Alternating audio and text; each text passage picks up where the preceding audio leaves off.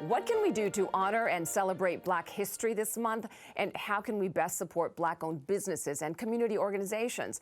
We're joined now by Reverend Dr. Najuma Smith-Pollard, Program Director of the Cecil Murray Center at USC. Good morning to you, and thanks for joining us. We appreciate your time.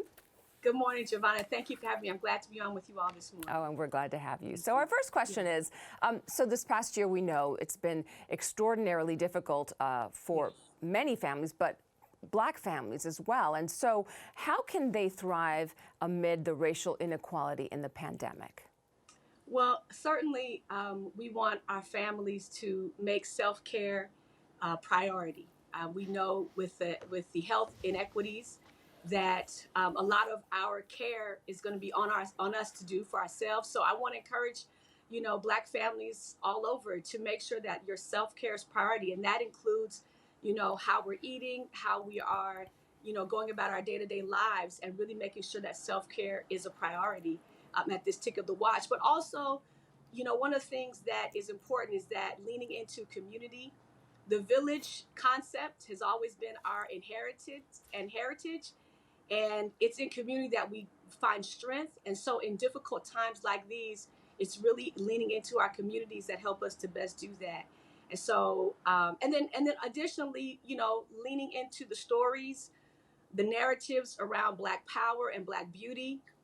There's so much negativity that's been spewed over the last year or so that one of the things that we have to do is get back to affirming Black beauty and Black power through the stories and narratives. So I encourage people to read, watch all the movies and the narratives that are out there that affirm Black beauty and Black power. Mm-hmm, indeed. Now, what's the best way to support the Black business community?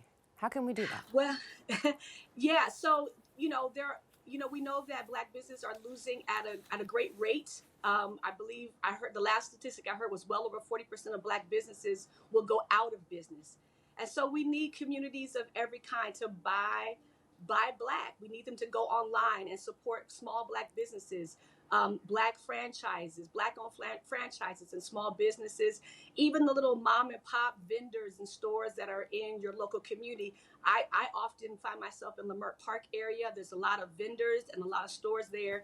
And so we want to encourage everyone to support Black businesses. And even if you don't want to buy anything, you can sow into these businesses with donations. A lot of businesses are taking donations.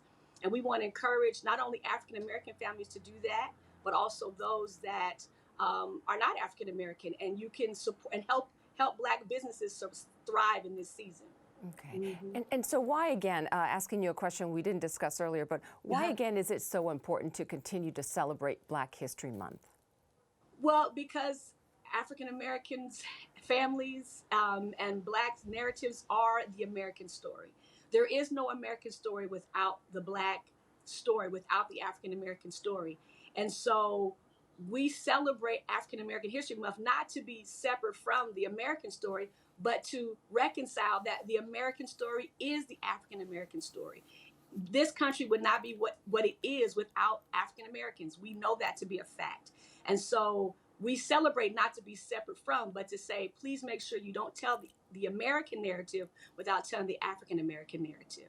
Okay, very good. Reverend Dr. Najuma Smith-Pollard, thanks again for joining us. Thank you. Thank you for having me.